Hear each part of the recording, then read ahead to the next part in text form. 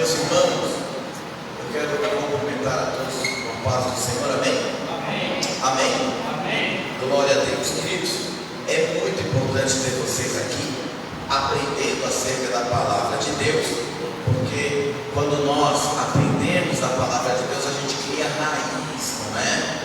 Você realmente fica fincado na rocha que é Cristo.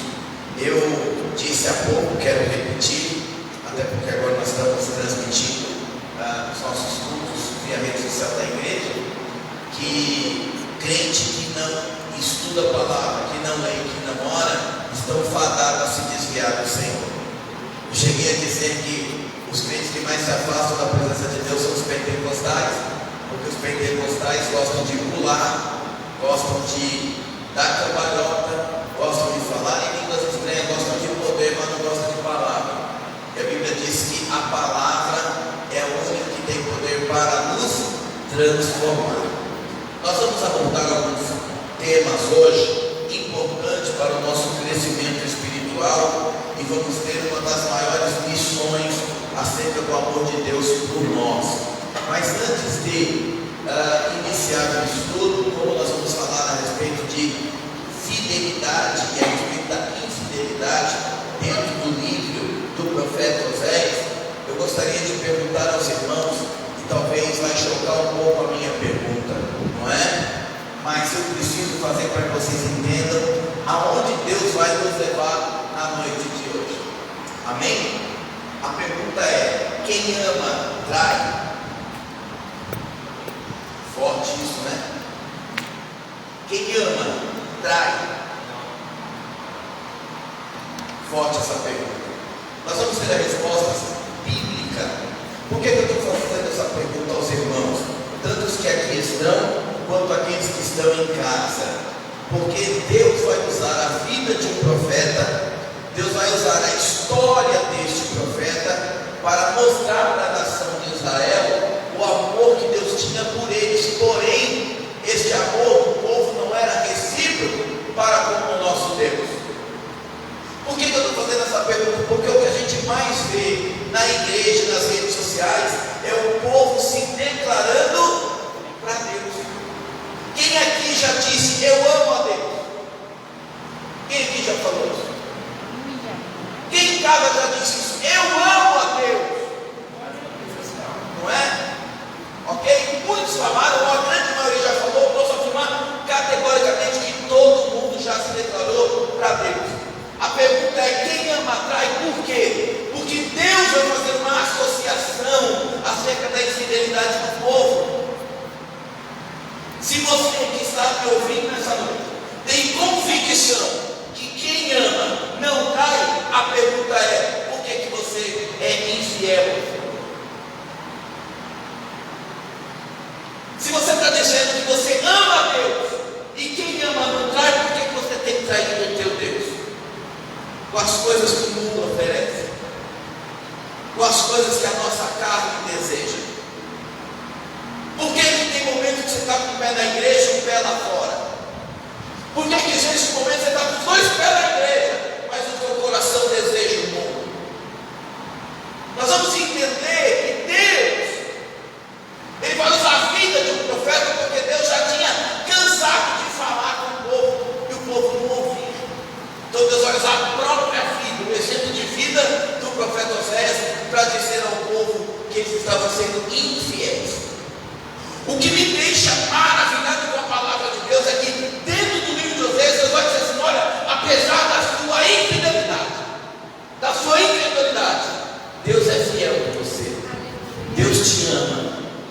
E mesmo você não sendo fiel com Ele, o que Ele é para você não muda.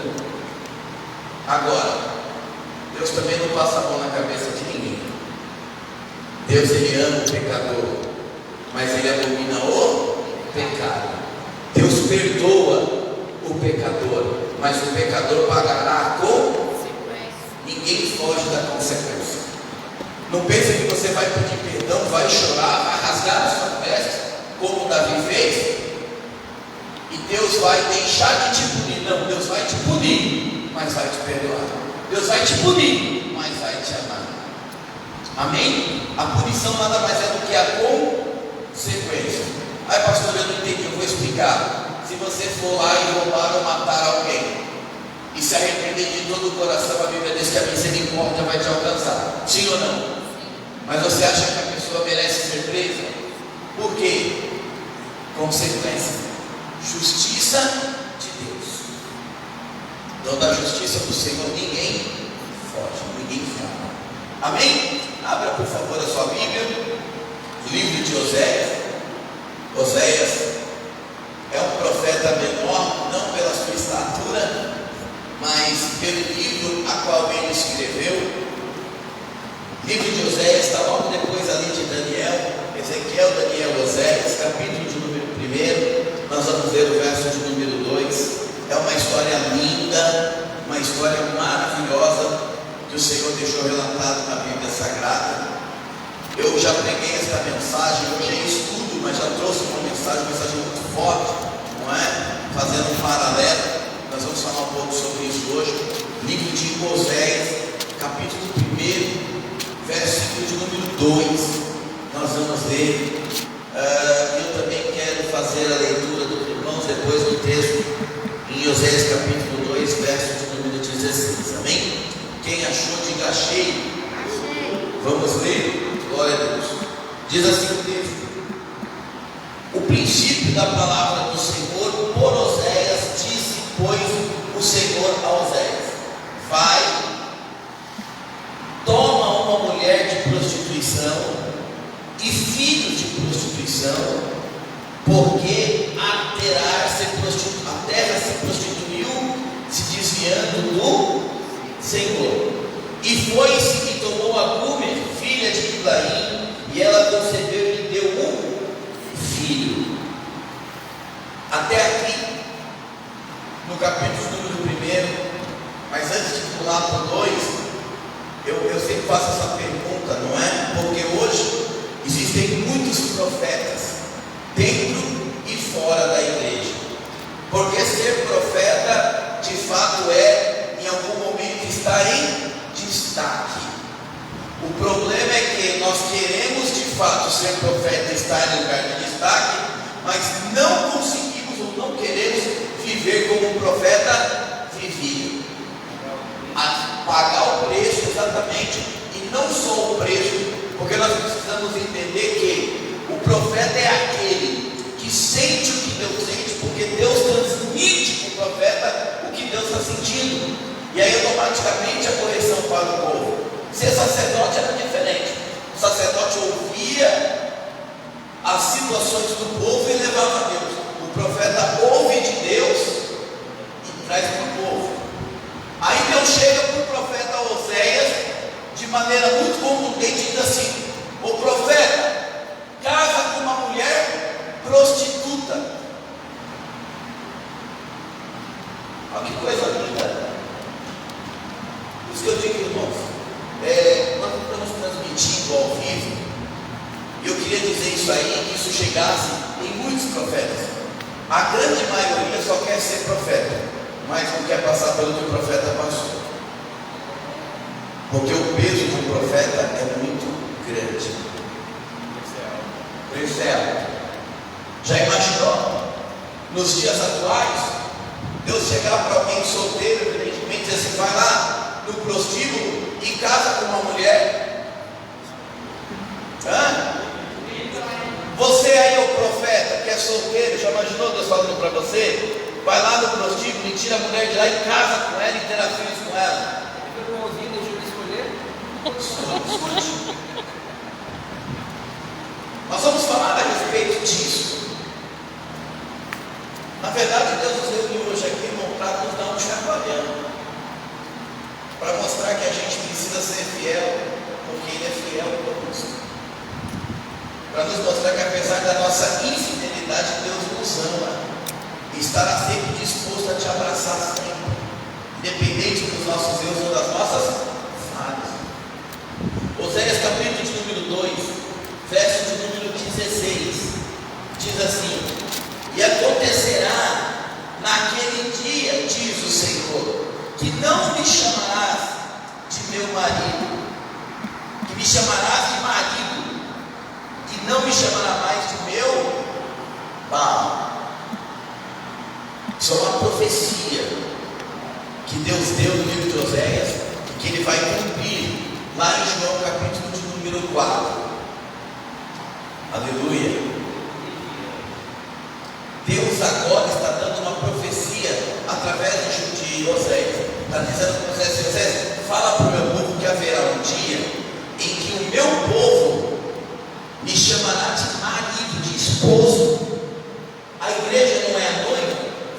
Então Deus está dizendo: fala para o meu povo que hoje eles são infiéis, mas haverá um momento, um tempo em que eu irei resgatá-los, a ponto deles me chamarem de esposo, de marido, e não mais de Baal. Nós vamos entender isso quando nós entrarmos na história. E quando que isso aconteceu? João capítulo número 4, quando Jesus Cristo encontra na beira do poço aquela mulher samaritana. Ok? Mas para nós entendermos o que está se passando aqui, é importante nós entendermos a história. Eu convido vocês a viajar um pouquinho com a gente no tempo. Talvez não vai dar tempo hoje nem de contar a história de Oséias. Para entender Oséias, você precisa saber em que tempo ele pregou, para qual povo ele está pregando, o que está acontecendo com a vida de Oséias, por que essa repreensão de forma tão contundente de Deus? Por que Deus está repreendendo o povo? Por que Deus chama o povo de infiel? Para entender isso, nós precisamos entender a história. E a história vai se iniciar lá no livro de Samuel. A gente precisa entender que Deus sempre teve um amor pela nação de Israel. Quando a gente fala da nação de Israel, nós estamos falando todas as tribos juntas, as 12 tribos de Israel. A Bíblia diz que Deus sempre esteve à frente do povo, sempre guiava o povo, sempre instruía o povo. Mas houve um período que está catalogado lá no livro de 1 Samuel, que o povo já não queria mais ser guiados pelo Senhor. Então o povo chega até Samuel. Todos sabem que Samuel ele era profeta, juiz e sacerdote. Durante muitos anos Samuel esteve à frente da nação, orientando, cuidando, orando, trazendo a nação discernimento de Deus. Só que a Bíblia diz que o povo agora vai chamar Samuel e vai dizer: olha, Samuel, nós queremos um rei, nós queremos um homem que tome decisões por nós. Nós não queremos mais viver como vivemos. A ponto de Samuel se entristecer, porque ele achava que ele estava sendo rejeitado pela nação. A Bíblia diz que Samuel foi orar a Deus dizendo: Senhor, o povo me rejeitou. Depois de tudo que eu fiz, ele se sentiu rejeitado pelas pessoas. Aí Deus vai mandando o Senhor dizer assim: Samuel, descansa o teu coração, porque as pessoas não estão rejeitando a voz, estão rejeitando a mim. O povo não quer mais viver uma teocracia. Teocracia é Deus reinando sobre o povo. Mas eles agora querem viver uma democracia. Eles querem um rei, eles querem um líder. Mas já que eles querem, eu vou fazer. Mas o povo precisa entender que a partir do momento em que é um rei liderando eles começam a perder a vontade própria. Isso é muito forte. Então Samuel, ele agora vai ungir um rei. Qual é o rei que Samuel vai consagrar? Saul. Saul, precisamos entender, foi o próprio Deus que escolheu, que preparou. Haja visto que quando Samuel unge Saul, a Bíblia diz que o Espírito Santo, esse Espírito, se aposta de Saul. E Saul agora é um rei cheio de Deus. Saul agora começa a fazer coisas que outrora ele não tinha habilidade para fazer. Porque uma coisa é fato: quando nós somos cheios de Deus, quando o Espírito Santo faz parte da nossa vida, nós vamos adquirir características e habilidades que outrora nós não tínhamos.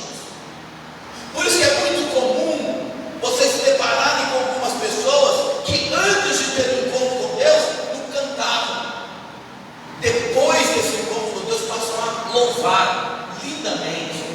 Pessoas que não têm habilidade de falar em público, quando se convertem e começam a ser cheios de Deus, ganham a habilidade de falar em público. Saul, ele agora ganha novas habilidades a ponto dos seus próprios parentes olhar para ele e dizer assim: o que Saul está fazendo ali no rancho dos profetas? Nós vamos entender que o início do ministério de Saul foi uma bênção. Só que Saul, ele vai cometer alguns erros ao longo da sua história. Ele, como rei, não tinha liberdade para fazer o que bem queria. Ele, como rei, poderia sim guiar o povo. Ele, como rei, poderia sim ouvir a voz de Deus.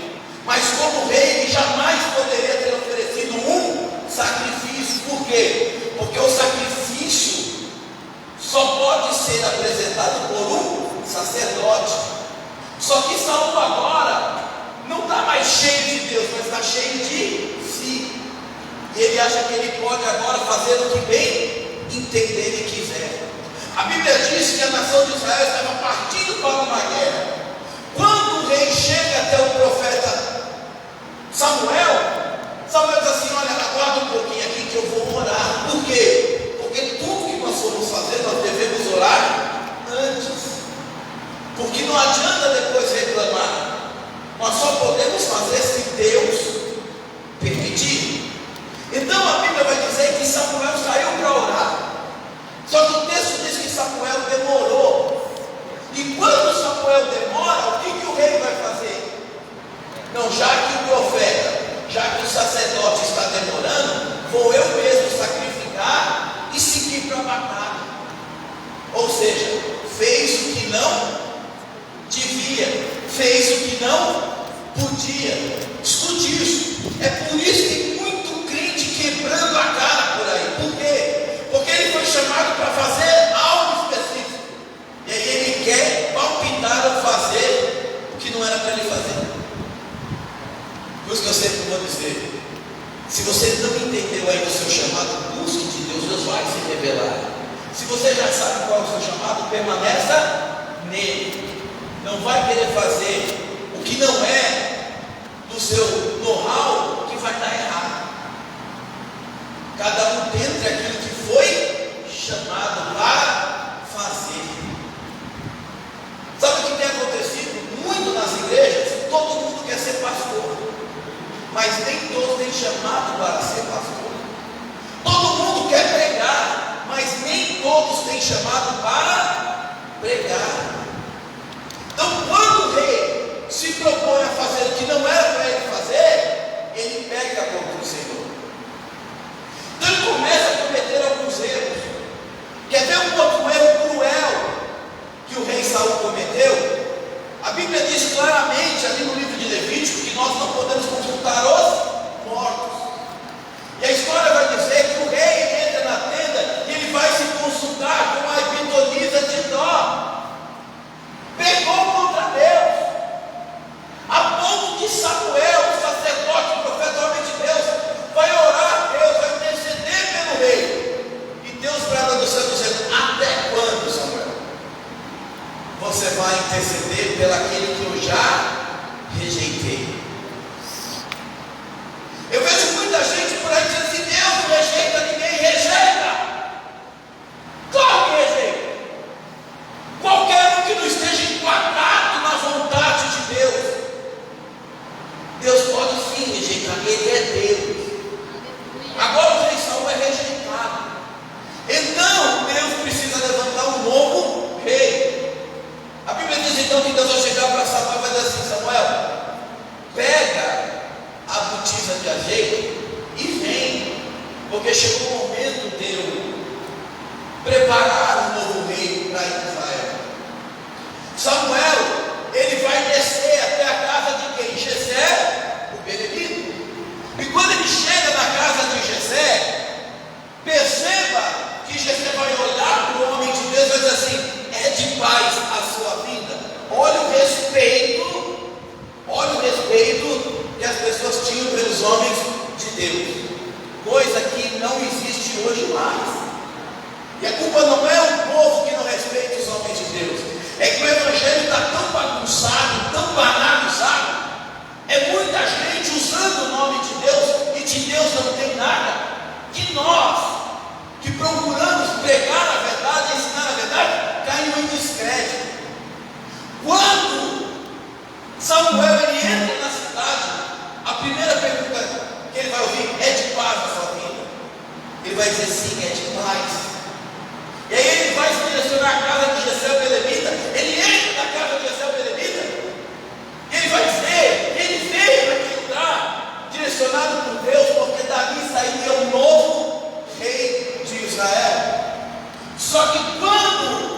Samuel ele entra na casa, ele vai se deparar com os irmãos de Davi. Você conhece a história? E o profeta quase que foi enganado. Por quê? Porque quando ele chegou na casa, ele vai olhar para o irmão mais velho de Davi, e ele fica feliz com o que ele vê. Por quê? Porque era um homem de boa aparência, um homem forte, um homem preparado na guerra, um homem experimentado na batalha, atributos e características de um rei. A nação não podia ter um rei fraco, não. A nação tinha que ter um rei forte, um rei que tinha autoridade, um rei que seria respeitado. Então Samuel vai batendo na dentro, só pode ser um rei. Olha só, tem a altura certa, tem a aparência certa, é forte, conhece de batalha, está no meio do exército, é ele. A Bíblia diz que quando ele tira o azeite, Deus brada do céu, dizendo: Samuel, vocês escolhem pela aparência, mas eu escolho pelo coração. A aparência engana. A aparência sempre vai enganar. O único que sonda o nosso coração é Deus. Por isso que eu constantemente ensino a igreja dizendo: cuidado com os pré-julgamentos. Nem sempre aquele que parece ser crente é crente. Nem sempre aquele que parece ser santo é santo. Nós temos o péssimo hábito de avaliar as pessoas pelo que elas demonstram ser. Quantas vezes você olha para alguém e diz assim: não, aquele ali é homem de oração, não, aquela mulher ali é homem de oração. Olha só, irmão, nós vamos entender isso. Nem sempre o que você vê por fora de fato é o que está por dentro. Posso fazer uma pergunta aos irmãos? Quando você estava no mundão, eu falo na época do mundo, quando você se apresentava a alguém, você falava exatamente quem você é? Ou você tinha vergonha de se expor quem você realmente é? Vou dar um exemplo de mim, eu gosto de falar de mim. Quando eu conheci a pastora Carol, eu era maloqueiro, era fumador de maconha, bebia, mas quando eu me apresentei para ela, eu me pintei. Bonito eu já era, mas eu me pintei. Ela nem conhecia do que eu era. Entendeu? Ninguém, irmão, revela quem você é de fato. Quer ver uma pergunta para vocês, para quem está nos assistindo em casa? Tem coragem de dizer assim: olha, eu sou um fofoqueiro? E o que mais tem é crente fofoqueiro, falador. Alguém tem coragem de chegar e dizer assim: é um prazer, eu sou um fofoqueiro na igreja, tudo bem? Ô prazer, eu sou um contendeiro. Ninguém é. Então todo mundo paga de santo. Eu sou o que oro mais, o que jejuo mais, o que leio mais Bíblia. Mas o que eu quero dizer é o seguinte: nós podemos até enganar o homem, o pastor, o pai, a mãe, o marido, a esposa, mas a Bíblia diz que a Deus ninguém engana. Aleluia. Ninguém engana a Deus. Por quê, pastor? Porque a Bíblia diz que Deus esquadrinha o coração, as intenções. O salmista vai dizer assim: ó, antes mesmo da palavra chegar à boca, Deus já sabe o que você está pensando e sabe o que você vai falar. Aí Deus vai tratar do seu coração. Não. Eu imagino a cena, Samuel olhando aquela filha indiana dos irmãos de Davi, e Samuel dizendo: Senhor, Deus dizendo: Senhor, porque a pergunta que Samuel para Jessé é importante. Jessé vai dizer assim: acabaram os mancebos, não tem mais nem filho. Imagina Jessé olhando para ele e dizendo assim: por que, Samuel?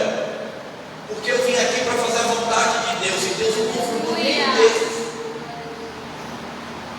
Aí ele vai dizer: nenhum. Mas isso está lá fora. Aleluia. Escute isso. Deus nem sempre vai usar os que estão dentro. Deus pode levantar os que estão lá fora. isso que muitas das vezes a gente não entende o jeito, e a maneira, o meio de Deus trabalhar. É por isso que às vezes a gente questiona: nosso irmão chegou hoje na igreja e já está trabalhando. É porque Deus conhece o coração daquele que chegou, mas também conhece o coração daquele que está. Por isso eu tenho o hábito de dizer ao povo: olha, o dia que você for reclamar daquele que foi levantado para pastor, evangelista, presbítero, aquele que foi levantado para servir, não reclama com o pastor da igreja, reclama com Deus. Se você não concorda, dobra o seu joelho e fala: Deus, eu não concordo. Aleluia. Deixa eu aproveitar o ensejo para vocês terem uma ideia como é que Deus gosta das coisas. A Bíblia diz que o sacerdote, com o nome de Eli, tinha 2 filhos, Ofni e Finéias. Ofni e Finéias estavam transgredindo o templo, estavam se prostituindo dentro do templo, estavam pegando a gordura que era para levar para o pai e se alimentando dela. O povo estava olhando e vendo o que eles estavam fazendo. Aí a Bíblia diz que o povo se levantou contra eles? Não. A Bíblia diz que o povo foi lá e ficou falando mal deles? Não. A Bíblia diz que o povo orou a Deus, dizendo ao Senhor: Senhor, o Senhor está vendo? Nós estamos de pessoas que nos elevem a Deus, que nos aproximem de Deus. E esses 2 aí não dá para assumir a responsabilidade de guiar o povo, a responsabilidade de ser um transmissor da palavra de Deus. É isso que falta em nós cristãos, porque a gente acha que os nossos achismos devem ser realizados. Ah, eu não gosto de A, não gosto de B, eu não concordo com você. E a Bíblia é clara quando ela está dizendo assim: olha, você não concorda com alguma coisa? Não, então ore, apresente a Deus. Mas voltando aqui para Samuel agora vai esperar Davi chegar.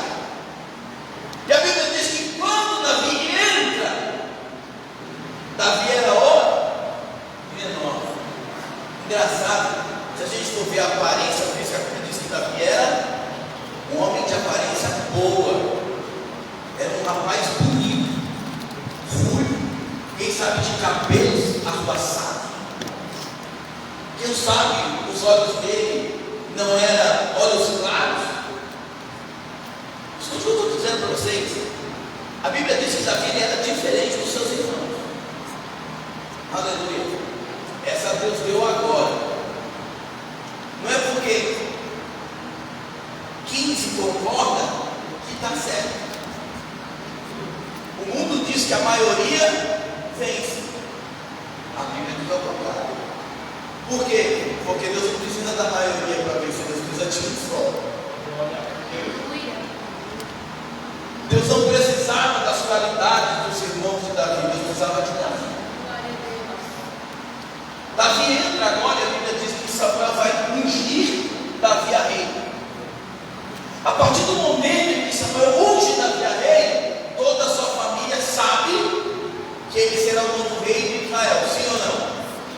Agora, olhando biblicamente, Davi foi ungido e já assumiu o trono? Não. Por quê? Vai aprender a ser rei, vai aprender a lidar com as coisas, vai ter maturidade, vai ter experiência. Davi precisava aprender a tomar decisões. Davi precisava saber o momento certo de atacar e o momento certo de recuar. Davi recebeu a unção, mas não assumiu o trono. Por quê? Porque a unção não está no trono também. Aleluia. A unção que Deus deu para você está em você. É por isso que às vezes eu falo, as pessoas não gostam. Tem pessoas que brigam por cargo, tem pessoas que querem o nosso lugar. Não, quer pastorear, nem pastoreia. A unção não está no cargo, está na pessoa. Agora Davi vai ser perseguido por quem? Por Saul. E por que ele vai ser perseguido por Saul? Porque a Bíblia diz que uma certa feita um gigante estava afrontando a nação de Israel. E segundo a história, o rei que deveria defender o seu povo, mas o rei havia perdido a presença de Deus, sim ou não? E por ter perdido a presença de Deus, ele recua, ele prefere ficar escondido, enquanto a nação está passando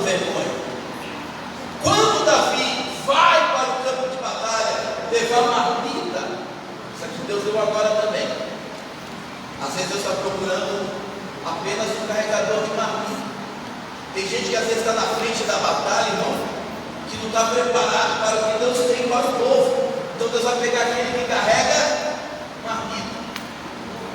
Tem crente, irmão, que quando aceita Jesus, escute isso. Tem crente que quando aceita Jesus já quer pregar, rezar, tocar, já quer ser o pastor da igreja, já quer ser o líder da mocidade. É assim que acontece. E às vezes Deus quer aquele que está carregando marmita, aquele que está limpando o banheiro, aquele que está na porta, aquele que está entregando panfleto, aquele que está evangelizando. Quando Davi se depara com aquela situação, ele acha inaceitável. Por quê? Porque Davi tinha convicção que a nação de Israel era um povo escolhido por Deus. Ele vai olhar e assim: como é que pode esse circunciso afrontar o povo e a Deus de Israel? Então ele se oferece para batalhar. Só que algo engraçado vai acontecer aqui. Por quê? Porque quando ele se apresenta para batalhar, ele ainda era franzino. E todo mundo que ia para a guerra tinha que obrigatoriamente ter uma roupa para que o protegesse, cinto, capacete. Escute isso. Aí levam ele até o rei diz assim: ó, pega a minha roupa aí. Mas a roupa do rei não cabe em Davi. Então Davi vai dizer assim: olha, eu acho até bonita a sua roupa, mas isso não é para mim não. Deixa que eu vou do meu jeito mesmo. Aleluia. Eu já tenho a minha funda. Vou passar ali no rio antes da guerra. Vou pegar quantas pedras? 5 pedrinhas. Aí eu imagino que alguém diz assim: não, leva uma lança. Que lança? Como é que eu vou carregar a lança? Não tenho força não. Eu venci o urso. Eu venci o leão. Em nome do meu Deus. Porque entenda, a força não está na espada, a força não está na roupa, a força está em Deus. A Bíblia não diz isso, mas é um pensamento aqui do pastor. Davi, quando passou no rio, pegou as pedrinhas. Ele pegou 5 pedras, mas ele estava de quantas? Aleluia. Você sabe me dizer por que ele pegou 5 pedras? Porque o gigante tinha mais 4 irmãos. Então Davi disse assim: eu só preciso de um irmão, mas vai que aparece os outros, estou preparado. Irmão, isso aqui Deus deu agora, Paulinho. Vai para a batalha, se prepara. Vai para a batalha, tem a visão daquilo que pode acontecer. Porque tem gente que derruba o primeiro gigante e já está lá.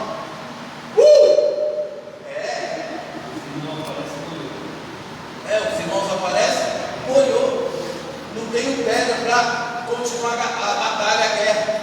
A Bíblia diz então que com uma pedra ele vai derrubar outro.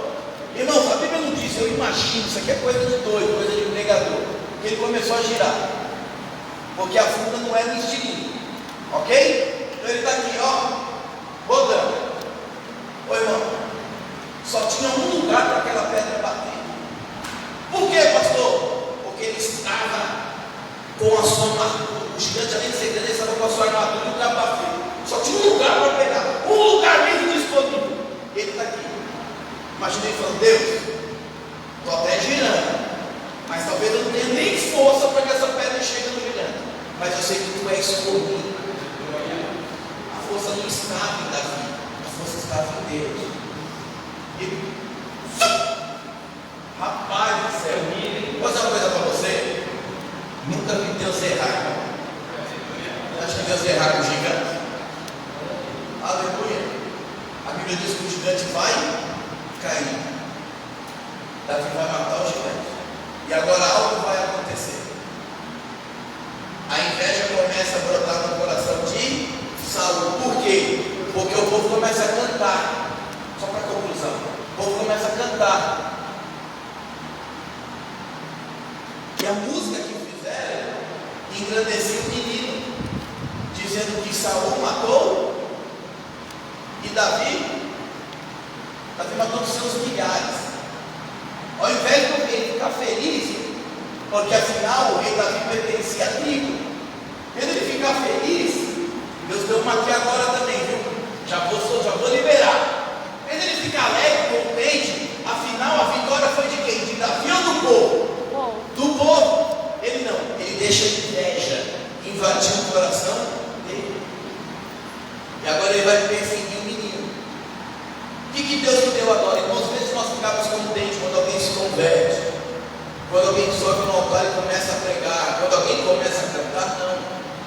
a inveja toma conta do nosso coração, e a gente começa a dizer, não, eu prego melhor. Não, se eu tivesse ali para cantar, eu cantaria melhor. A inveja começa a tomar conta do nosso coração. E nós já sabemos que a inveja não provém de Deus. Quer perguntar?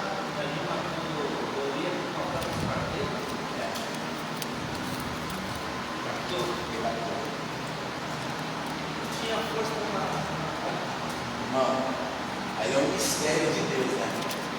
Não sei como foi o processo, porque a palavra não traz. Eu poderia de repente dizer que ele simplesmente colocou a espada, subiu em cima, enfim, mas como a Bíblia não diz, me reserva a pensar o que eu quiser, ok? Mas o mais importante é nós entendermos que não é a morte pela espada, mas foi a maneira como ele derrotou o gigante, com uma única pedra. Ok? Então agora Davi vai ser perseguido. Perceba que a vitória de Davi frente ao gigante fez com que Davi fosse conhecido. Coloquei ele agora no lugar que ele está. Agora a nação sabia quem era Davi. Está vendo como os gigantes da sua vida não veio nem para te matar, nem para te diminuir, veio para te promover.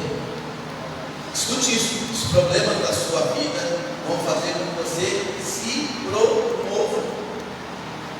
Só que ao mesmo tempo em que Davi foi promovido, ao mesmo tempo que Davi agora tem lugar de destaque, Davi agora vai ser perseguido. Entenda que Davi não está sendo perseguido pelo que ele fez, mas ele está sendo perseguido pelo que ele é. Às vezes você está sendo perseguido porque você fez alguma coisa para alguém. Não. Às vezes você está sendo perseguido pelo que você é, pelo que você tem na sua vida. Não é engraçado como as coisas acontecem? Você se diz assim, poxa vida, eu não sou pregador, eu não sou crente, e aí as pessoas me perseguem. Entenda que o inimigo sabe exatamente aquilo que você vai se tornar. Ele vai usar tudo e todos que ele pode para poder diminuir ou para poder acabar com aquilo que Deus tem no seu coração. Agora Davi começa a fugir. A Bíblia diz, eu acho isso lindo. Por quê? Porque a Bíblia diz que Davi, ele já era ungido a rei. Ele ia se tornar rei de Israel. Mas para ele se tornar rei, quem tem que morrer? Saul. A Bíblia diz que Saul agora vai entrar numa caverna e Davi está escondido. Mas não está escondido para matar Saul, está escondido para Saul matar ele. E a Bíblia diz que Davi viu Saul. Sabe o que Davi vai fazer? A Bíblia diz que Davi vai pegar e vai tirar um pedaço da roupa de Saul. Poderia ter matado, sim ou não? Sim. E além de matar o rei Saul, ele seria o quê? Rei de Israel. Ah, irmão, posso ser sincero? Você hipócrita não, se fosse eu no lugar de Davi. Ah, irmão, ó. Eu ainda falo assim, não, Deus que me enviou ele.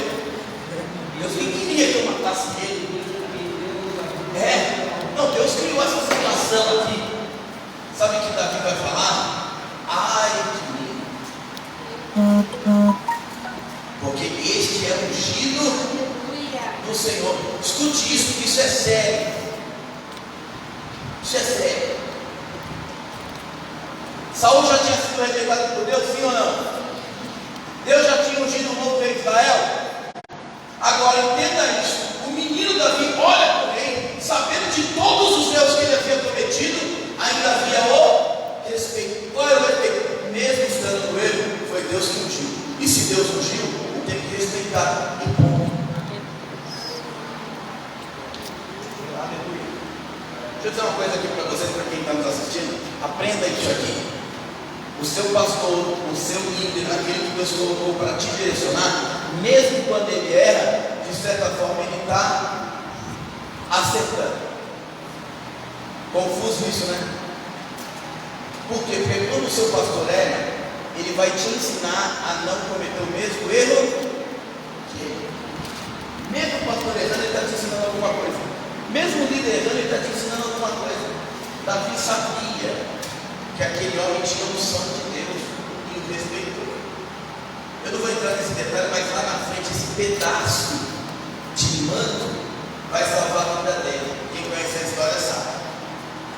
Porque só vai ter a oportunidade de matar Davi, também vai dizer assim: ó, eu tive a oportunidade de matar, eu te matei, está aqui um pedaço das roupas quando você entrou na caverna. Aleluia. Irmãos, nós não precisamos diminuir ninguém, denigrir ninguém, acusar ninguém, apontar ninguém e julgar. Não precisamos fazer nada disso. Muito pelo contrário, a Bíblia diz: nós temos só que respeitar a unção que Deus colocou na vida dele. Se a obra é de Deus e Deus mesmo se encarrega de tirar quem tem que tirar e de colocar quem tem que colocar. A gente não está fazendo nada. Eu vou dizer sincero para vocês, nesse ponto eu digo que eu sou o maior exemplo para mim mesmo. Por que, pastor Hélio? Porque eu nunca quis pastorear a igreja. Isso não é novidade para ninguém. Eu nunca quis pastorear a igreja. Eu sempre quis dar aula, ensinar e ministrar a palavra. É só isso que eu queria fazer. Mas o meu querer não é o querer de Deus. O meu desejo não é o desejo de Deus. E quando a gente se coloca na brecha, nós dizemos: Senhor, seja feita a tua. Se isso é verdade, por que nós insistimos em fazer a nossa pelo de Deus? Mas Davi soube esperar. Por quê? Porque a unção não estava no trono, estava nele. Ok? A Bíblia diz que Saul vai morrer. Saul morre, Davi vai assumir o trono, o reinado. Davi agora está reinando. E Davi reina quantas tribos? 12. As 12 tribos de Israel estão sobre o comando do rei Davi. A Bíblia diz que o rei Davi, ele começa muito bem. Haja visto que ele é conhecido como o segundo coração de Deus. No meio do caminho ele vai cometer um erro, uma falha, vai pagar um preço muito caro por isso, mas eu não vou falar nisso nessa aula, nesse ensinamento. A Bíblia diz que Davi agora, ele vai ter aproximadamente 20 filhos, e quando Davi morre, antes dele morrer, ele vai passar o reinado para o seu filho Salomão. Davi morreu, Salomão assumiu o trono. Salomão agora, ele vai reinar sobre as 12 tribos. A nação de Israel está cada vez mais próxima. Salomão, ele vai ser conhecido pela sabedoria que ele tem e por ter erguido e levantado o templo de Salomão, lugar em que o próprio Deus disse que habitaria. Salomão, ele vai ter alguns filhos. E nós vamos entender que quem assumiria o trono era o filho de Salomão. Salomão morre, Roboão vai assumir o trono de Israel. Só que quando Roboão assume o trono, a história e a Bíblia vai dizer que o povo estava insatisfeito. Por que o povo estava insatisfeito? Porque Salomão, ele governava com uma mão pesada, cobrava altos impostos, o povo não tinha liberdade. Então o povo, os líderes das tribos vão se reunir e vão falar com Roboão. Quando eles se aproximam de Roboão, eles vão dizer assim: Roboão, teu pai governava com mão forte, nós como povo queremos estar ao seu lado, nós como povo queremos ser guiados por ti, porém é necessário afrouxar um pouquinho, dar mais liberdade para a gente. Sabe, a gente está cansado de pagar tributos e impostos. Às vezes falta no nosso prato para que a gente possa pôr no prato do rei. Aí a Bíblia diz que Roboão vai consultar quem? Os conselheiros do rei, os mesmos que aconselhavam Salomão. Entenda isso. Salomão é o homem mais sábio do mundo, sim ou não? Mesmo sendo sábio, ele tinha os seus conselheiros. Por que, pastor? Porque ninguém é dono da verdade. Não existe verdade absoluta. O que é certo para mim pode ser errado para você, o que é errado para você pode ser certo para mim. Então Roboão, ele vai se reunir com os conselheiros que eram mais velhos do que ele e vai dizer: olha, o povo está reclamando. O que que eu devo fazer? E qual é o conselho que os mais velhos dão a ele? Rei, abre a mão, ajude o povo. Eles estão de fato sofrendo e perecendo. Mostra que você é um rei bondoso, e você ganha o povo. Ganhando o povo vai te ajudar a reinar, vai trabalhar mais, vai colher mais, por vontade própria. Talvez eles até trazem mais coisas ao reinado. Ajuda o povo. Aí ele diz, a história diz que ele sai dos conselheiros e vai para onde? Se reunir com os moços que cresceu com Roboão, pessoas que não tinham maturidade, não tinham experiência e não tinham vivência. Deixa eu aproveitar e dar um conselho aos irmãos. Essa talvez vai durar um pouquinho, não é? Irmãos, como é que você pede conselho? Vou falar primeiro aos casais. Como é que o casal vai pedir conselho para alguém solteiro?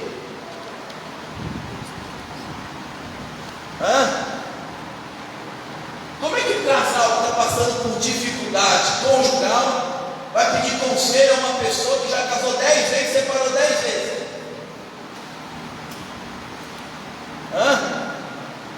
Nós precisamos aprender, irmão, você tem que buscar conselho de pessoas que são mais experimentadas do que a gente, pessoas que têm mais maturidade que a gente, pessoas que têm mais espiritualidade que a gente. Como é que eu vou pedir conselho para alguém que está desviado? Como é que eu vou pedir ajuda para alguém que não sabe ou não tem experiência que eu estou passando, que eu estou vivendo? Sabe o que vai acontecer? Os mais jovens falam: Robão, faz o seguinte, o povo tem que entender quem manda é você. Seu pai, como governou com uma mão forte, governa com as duas, pesa mais, cobra mais. Aí a Bíblia vai dizer, então que ele se põe diante do povo assim: ó, não vou fazer o que vocês querem, aqui é do meu jeito, quem manda sou eu, vai ser assim, pronto, acabou. Se meu pai tirou uma vez, eu vou tirar duas. Só que o que Roboão não sabia, que já nos bastidores, um homem por nome de Jeroboão, que veio fugir do Egito, vai ser uma outra história, ele já estava inflamando. Ele já estava inflamando o quê? As tribos. E qual era a conversa mole de Jeroboão? Eu sou melhor que ele. Trazendo para nós, não, eu prego mais que ele. Eu canto mais. Não, se eu fosse o pastor da igreja, as coisas iam ser diferentes. Não, se eu fosse o líder da nossa cidade, eu ia fazer isso e aquilo, fazer acontecer. Não, porque se eu tivesse a oportunidade de tocar, sei lá o que, o baixo, o Paulinho está aqui, é músico, só como exemplo. Não, eu toco melhor que o Paulinho. Se eu pegar aquele baixo maior desse mundo, ele fica minando. Sabe aquele lixo de fofoca, aquele grupinho maldito, que de Deus não tem nada? Sabe? Quero aproveitar você e perguntar para você que está em casa e os irmãos que estão aqui: alguém já viu esse grupinho podre chegar a algum lugar? Alguém já viu um fofoqueiro se dar bem? Eu nunca vi, irmão. Fofoqueiro, a princípio, ele até acha que está se dando bem, porque ele acha que ele está conseguindo inflamar as pessoas. Mas o final, segundo a Bíblia, é triste. Por quê? Porque a Bíblia diz assim, ó, os mexequeiros, os fofoqueiros, não herdarão o quê? O reino do céu. E é o pecado que a grande maioria comete. Uma vez eu disse na igreja, se alguém já viu algum pastor colocar um fofoqueiro de doido. Qual pecado é maior, irmão? A fofoca ou o adultério? Nenhum dos dois. Os dois é pecado, os dois vão levar para o inferno. Roboão vai seguir conselhos. Jeroboão já estava armando a casinha. Quando Roboão ele endurece, o que vai acontecer? O reino vai partir. A Bíblia diz que um reino dividido não subsiste. Um casamento dividido não subsiste. Um negócio dividido não subsiste. Uma amizade dividida não subsiste. Então agora vai acontecer uma divisão no reino de Israel. Como ficará essa divisão? 10 tribos agora vão ser conhecidas como o reino do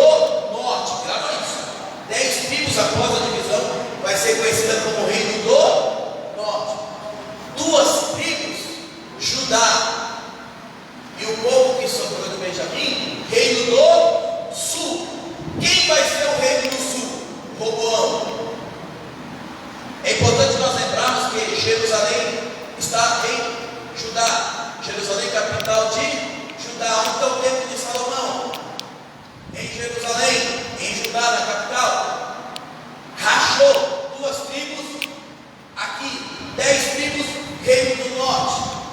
Agora quem é o rei do reino do norte? Jeroboão. Quem é o rei do reino do sul? Roboão.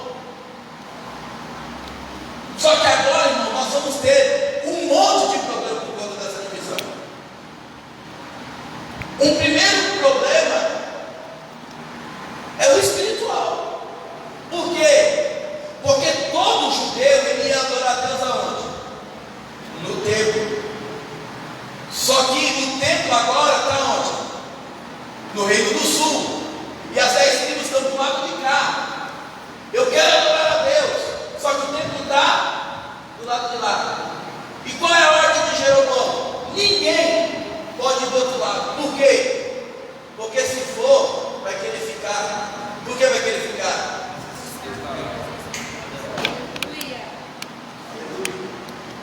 Porque a presença de Deus está lá. Aí Jeroboão vai ter uma brilhante ideia. Qual é a ideia? Vamos montar um templo aqui, porque o povo não vai lá, adora aqui. Mas Deus está onde? Lá. Então eu vou ter que arrumar alguma coisa para que eles adorem. Qual era o símbolo da presença de Deus no Reino do Sul? A Arca da Aliança. Então, além de construir um templo, eu tenho que construir um símbolo que representava a presença de Deus. Mas eu tenho um outro problema. Qual? Só pode oferecer sacrifício, só pode entrar na presença de Deus, só pode carregar um símbolo sacerdote. Mas o sacerdote está onde? Então a brilhante ideia de Jeroboão é: vou fazer cópia de tudo. Aleluia, aleluia. Nós vamos entender, irmão, que Deus é original. Deus não precisa copiar nada. Quem copia é o diabo, porque ele não tem condições nem poder para fazer, para criar. Então ele copia. Ele tinha conhecimento para copiar. Ele sabia exatamente. Sim. Aí ele vai construir o templo, e o templo vai estar fisicamente aonde? Em Samaria, capital do Reino do Norte. Ele está em Samaria, ele constrói o templo. Além de construir o templo, ele vai construir 2 símbolos. Qual é o símbolo, pastor Edson? 2 bezerros de ouro. Um ele põe em Betel, o outro em Dan. Ele vai dizer para o povo: olha, se prostra aí, adora aí. Agora eles começam a levantar sacerdote que não era sacerdote. O que vai acontecer com o Reino do Norte? A Bíblia diz que o Reino do Norte, vamos discutir isso, é seríssimo. O Reino do Norte agora começa numa grande decadência espiritual, moral, ética e política. Não vou nem falar da questão social. Vamos se ater aqui à questão espiritual e à questão moral. Na questão moral, a Bíblia diz que Deus deu uma ordem à nação de Israel, dizendo assim: olha, o estrangeiro, se ele vir aqui, se ele aceitar o nosso Deus e quiser ficar, eles serão sempre bem-vindos. Mas vocês não podem se casar e nem se dar em casamento com o estrangeiro. Por quê? Porque se você for, dificilmente você volta. Agora, o povo samaritano, que eles agora estão conhecidos como povo samaritano, judeu, povo de Judá, samaritano, povo de Samaria. O que acontece aqui na questão moral? Eles começam a casar com pessoas de outras tribos, de outras nações. O fruto desse relacionamento vai ser o nascimento de pessoas miscigenadas. Por isso que até hoje o judeu olha para o samaritano e diz: lá não tem judeu verdadeiro, lá eles são mestiços. Lembra do texto que fala lá em João capítulo de número 4, quando Jesus Cristo chega no poço, a mulher vai dizer assim: como pode tu, sendo judeu, se dirigir a mim que sou uma samaritana? Por quê? Porque há uma divisão entre o povo. Ok? Agora Jeroboão ele vai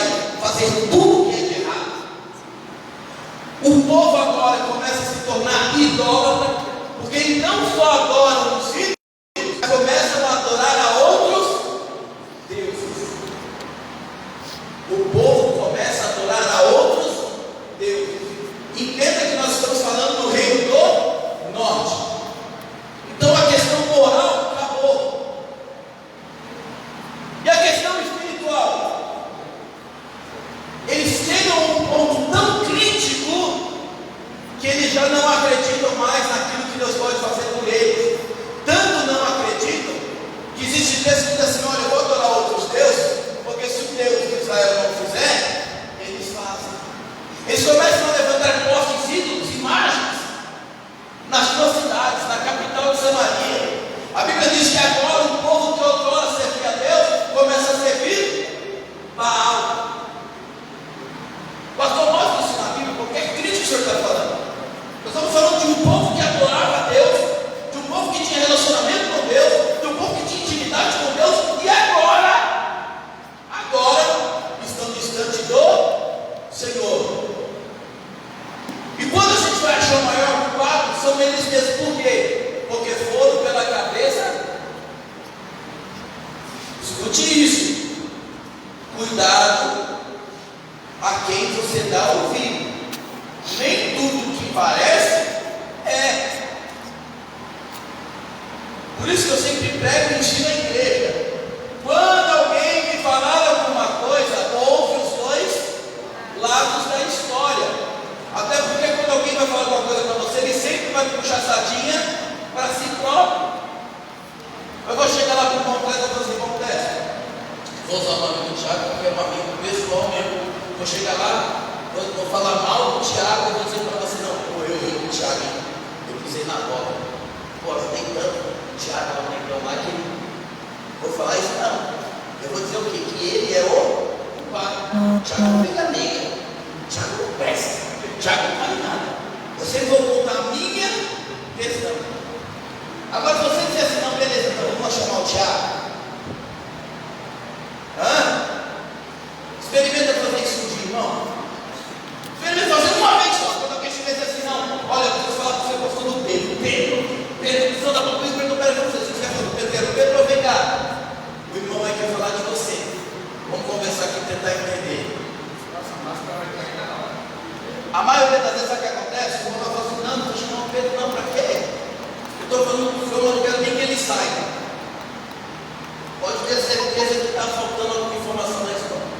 Então entenda, a nação de Israel começou a perecer. Por quê? Porque foi pela cabeça dos outros. Eles não foram obrigados a sair com as 10 tribos, não. Quem quisesse subir e ficar em Jerusalém podia ficar. Só que eles deram ouvidos àquele que deveria dar. Então você vai ver que ao longo da história o reino do norte está cada vez mais afastado de Deus, longe de Deus. Escute isso que eu vou dizer. Deus agora começa a levantar os profetas para fazer o que? Se converter. Volte a adorar o seu Deus. Deus começa a usar um profeta atrás do outro. E a história vai dizer que o reino do norte não dava ouvido. Mas o que o reino do norte fez de pior foi trazer para dentro dos seus ares, para dentro das suas cidades, deuses estranhos. Existe um mandamento de Deus dizendo ao povo: não se prostrará a outros deuses. Vamos ler na Bíblia quais são esses deuses? Abre por favor o livro de Ezequiel.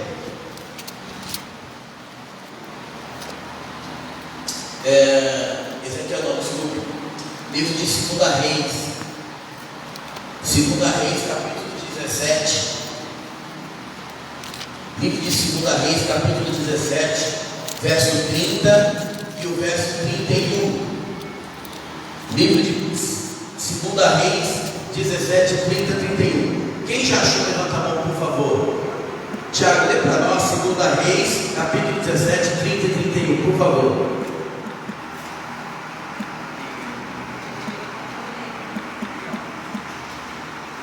Isso, Matheus.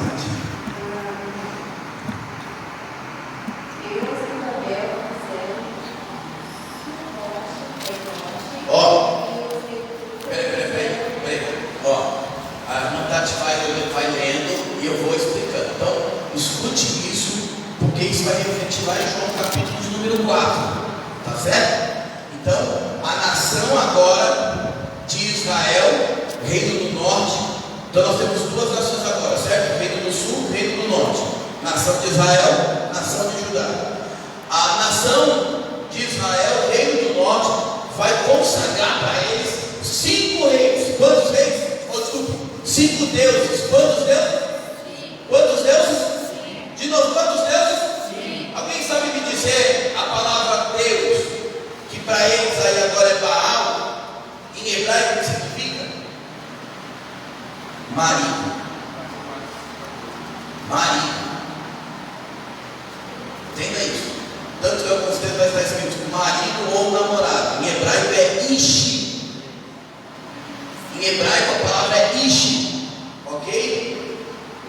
Vou ensinar uma para vocês. As esposas falavam hebraico e não sabiam. Porque quando, vou usar o Tiago que é mais rápido.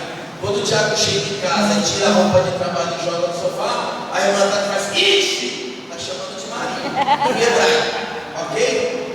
Então nós vamos ter agora 5 ishi, 5 maridos, 5 Baal. Vamos lá, primeiro.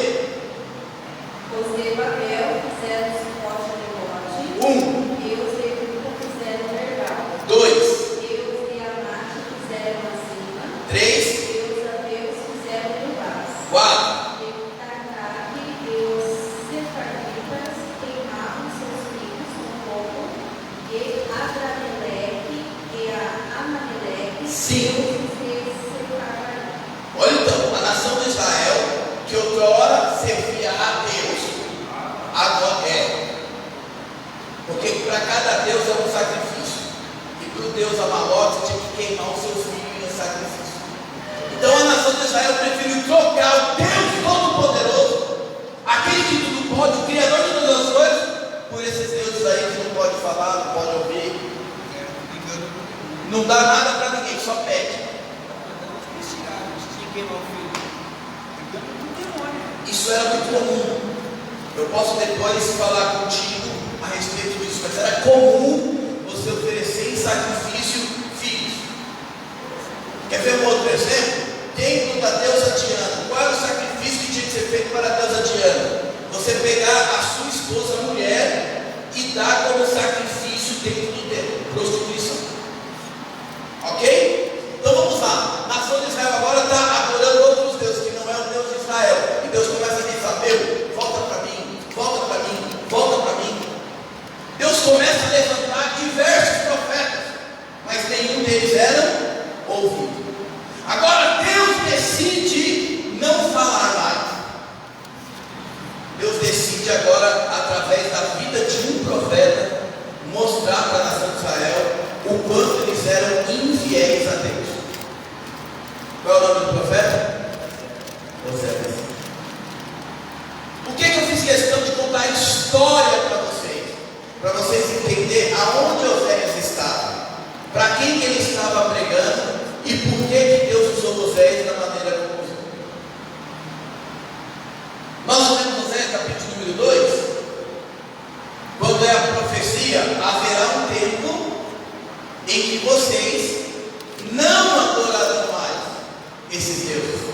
Haverá um tempo em que vocês voltarão a chamar de meu marido ou meu esposo. O Senhor está dizendo: haverá um tempo que eu vou resgatar vocês, samaritanos. Haverá um tempo em que vocês voltarão a me adorar. Que tempo que é esse? Cristo. Abra sua Bíblia, João capítulo número 4. João capítulo número 4. Várias gerações. Nós vamos ver que a nação de Israel, o reino do norte, foi totalmente destruída. Os assírios invadem e destroem tudo e todos. O povo que sobrou foi espalhado pela terra.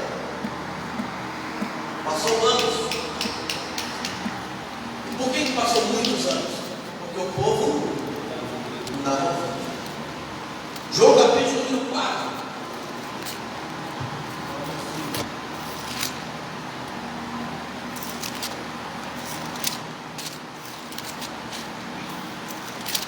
Olha só, João 4,4.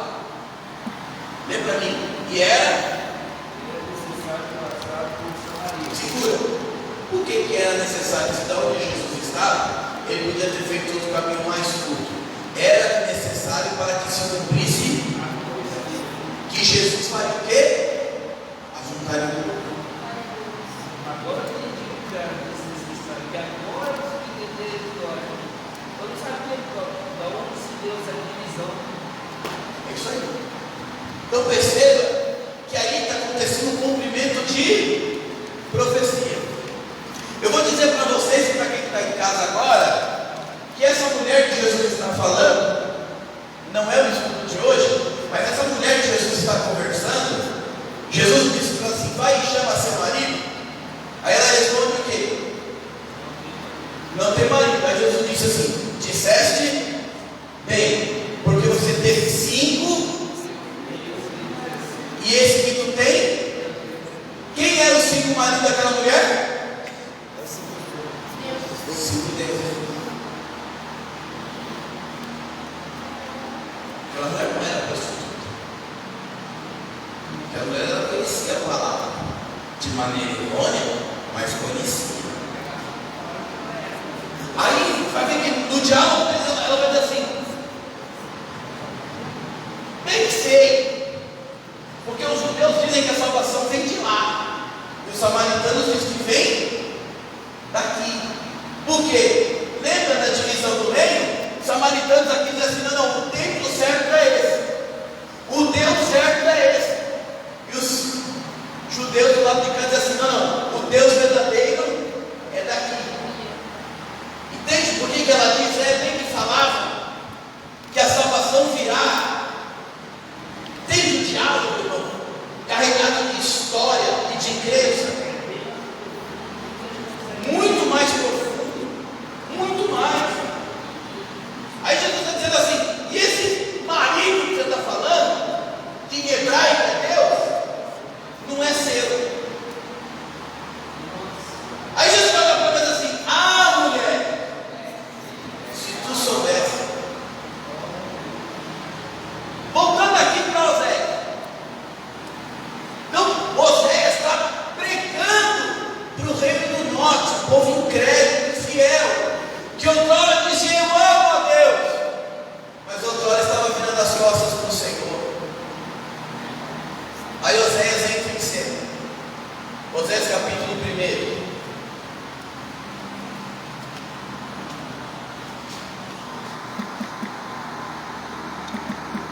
O princípio da palavra do Senhor por Oséias disse: pois o Senhor a Oséias: vai, toma uma mulher de prostituição e filhos da prostituição, porque a terra se prostituiu, desviando-se do. Que terra se prostituiu? Entenderam, irmãos, a importância que há de eu contar a história para você entender por que Deus está usando Oséias e a maneira pela qual Deus está usando Oséias? Quem? O reino do sul, irmão Tiago, teve seus altos e baixos. Mas quando a gente vai comparar o reino do sul com o reino do norte, nós vamos entender que a misericórdia de Deus foi muito grande no reino do sul. Por quê? Porque em vários momentos eles reconheceram quem era Deus. Se você for pegar alguns reis, por exemplo, você vai entender que o rei fazia com que o povo se prostrasse ao Senhor. Quem se lembra do rei Josias? Fez uma grande reforma, restaurou o altar, pregou a palavra. Lembra disso? Quem lembra do rei Josafá? Claro que eu estou falando só os nomes mais conhecidos. O rei Josafá, a Bíblia diz que quando ele assumiu o trono, ele chamou os sacerdotes e disse assim: ó, se prepare. Por quê? Porque vocês vão andar pela cidade pregando a palavra, ensinando o povo as Sagradas Escrituras. E aí, quando ele vai ensinando as Sagradas Escrituras, o diabo se levanta para querer parar o que o rei começou. Então, teve altos e baixos. Mas vamos voltar aqui para o Mesmo eles errando, ele sempre teve presença, sempre buscou a Deus. O maior problema das pessoas não é elas errarem. Errar todos nós vamos errar, somos seres humanos falhos. A Bíblia diz que Deus olhou do céu e não viu um justo na terra. Ok? Então o problema não é errar, nós vamos errar, pecar, nós vamos pecar. O problema é reconhecer. Porque tem pessoas que erram e não reconhecem. Por isso que eu prefiro, aleluia, Deus deu agora também. Eu prefiro 1000 vezes um pecador arrependido do que um pecador convencido. Porque existem alguns pecadores que são tão convencidos a ponto de achar que o pecado dele não interfere no relacionamento que ele tem com Deus. Nós vamos entender que todo pecado interfere no seu relacionamento com Deus. Todo pecado interfere. Aleluia. Mas vamos falar do profeta, porque a ideia do estudo era trazer a história desse profeta. A Bíblia diz que Oséias, ele estava lá na casa dele, orando, buscando a Deus, já era profeta, Deus já usava as bocas dele, mas o povo não ouvia. Então Deus vai dizer assim: não, agora eu vou transformar esse homem numa mensagem viva. Aonde ele andar, as pessoas vão bater o olho nele e vai saber o que está acontecendo sem ele ter que se pronunciar. Então Deus vai te dizer assim: Oséias, está solteiro? Estou. Quer casar? Quero. Que solteiro que não quer casar, né, irmão?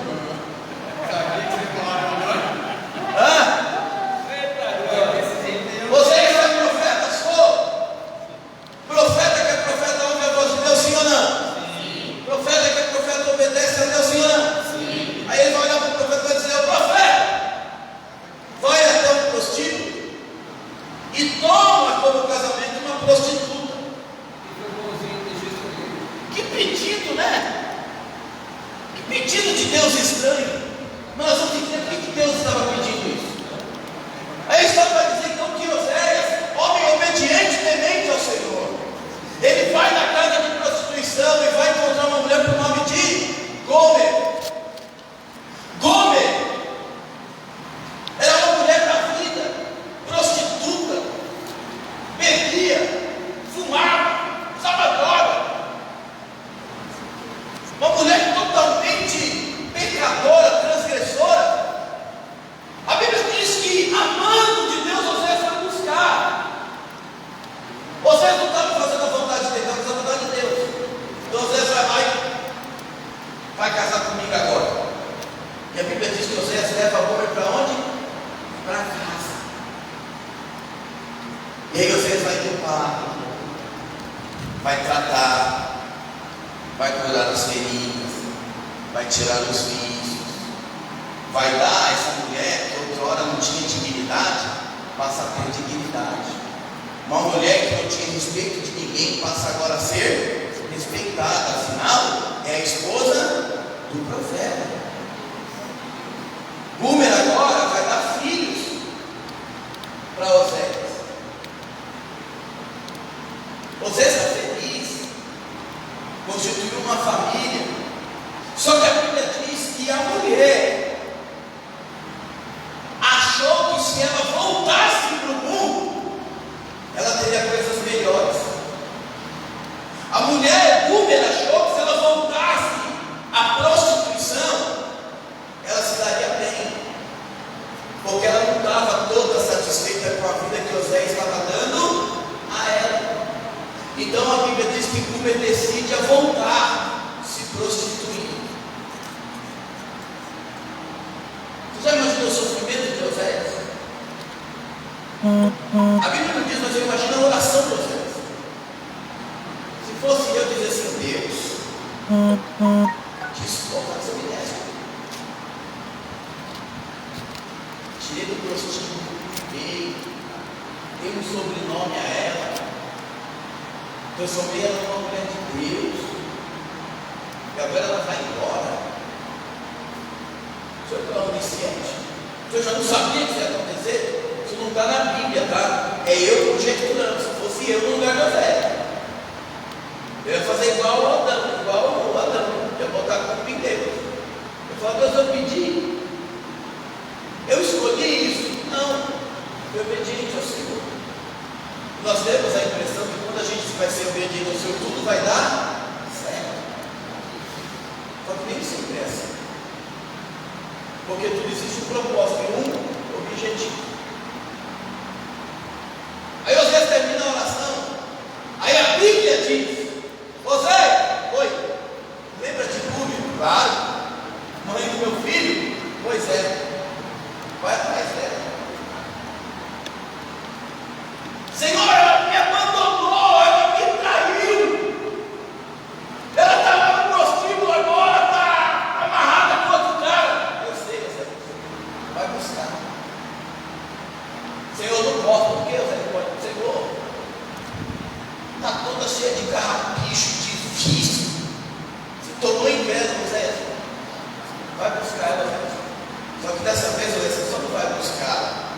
Porque agora ela tem um dono. E o dono só entrega se você pagar. Aí o Zé vai lá no fundo da gaveta, pega todas as economias e vai em busca de Uber. A Bíblia diz que o Zé comprou o Uber. Aí pegou o Uber e trouxe de volta. Está me entendendo? Imagina o Zé pegando o Uber, entrando dentro de casa. Mas até chegar em casa, irmão, ele tem que passar por onde? Pela cidade. Tem que passar pela comunidade. Quem sabe tem que entrar na igreja. Não é? E a atitude de Oséias fez com que a nação começasse a falar de quem? Da vida dele. Já pensou a ser, irmão? O povo falando, posso falar? Ô chifrudo, ô corpo, como é que pode? Ela te abandonou, ela te rejeitou, voltou para a prostituição, voltou a beber, voltou a usar droga. Oséias, tudo que fez a primeira vez é fazer a segunda. A Bíblia diz que eles vão ter 3 filhos, cada filho com um nome, e cada nome com significado. Além de tudo, Oséias não teve nem a opção de escolher o nome para o seu filho. Por quê? Porque Deus queria que a nação olhasse para Oséias e para a sua família, e que a história da família dele falasse como um povo. Você vai perceber que o capítulo 1 e o capítulo 4 vai falar da história da família, da história de Oséias. Mas do 4 até o final do livro, Deus agora vai tratar com a nação. E o que Deus vai falar para a nação de Israel? Para o reino do norte. Vocês estão falando aí de Oséias? Vocês estão falando aí da esposa dele? Vocês são iguais. Porque Gomer representa o reino do norte, a nação. E Oséias representa Deus. Deus está dizendo para o povo assim, ó: vocês pecaram, transgrediram, me abandonaram, foram infiéis comigo, mas ainda assim, eu fui lá, curei, limpei, paguei um alto preço. Paulo escreve dizendo que nós somos comprados por um bom preço.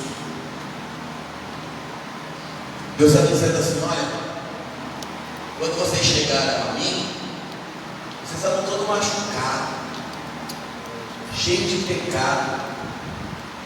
Eu mudei sua vida, mudei a sua história, restaurei a sua casa, dei a você ministério, dei a você emprego, restaurei o seio familiar. Mas você não se contentou com o que eu tinha para vocês. Tudo que Deus fez não era suficiente. Então nós decidimos ir lá fora, porque acreditávamos que lá fora tinha coisa melhor para nós. O Senhor tinha nos dado um sobrenome. Nós pegamos o sobrenome e jogamos na lata do lixo. O Senhor tinha tirado os nossos vícios. Nós voltamos aos mesmos prazeres carnais. E quando nós achamos que não tinha mais jeito para nós, Deus foi lá e nos comprou, nos resgatou. Quando todo mundo estava dizendo não vale a pena, Deus estava dizendo vale a pena. Mas Ele é fiel, mas eu sou fiel. Deus, através do profeta Oséias, estava mostrando para a nação de Israel que por mais que eles tinham errado, Deus estava disposto a perdoar. Deus estava disposto a estar junto com eles novamente. A nação do norte foi totalmente destruída. Os assírios destruíram eles e nunca mais você vai ouvir falar deles na Bíblia. Você vai ouvir falar deles de Samaria, quando Jesus vai resgatar. Perceba que quando Jesus termina de pregar, aquela mulher ela entra na cidade e começa a falar a respeito de um homem que tinha poder para salvar, para curar, para libertar. Jesus estava fazendo como o samaritano exatamente o que havia prometido: vou trazer de volta, vou abraçá-los. Não é.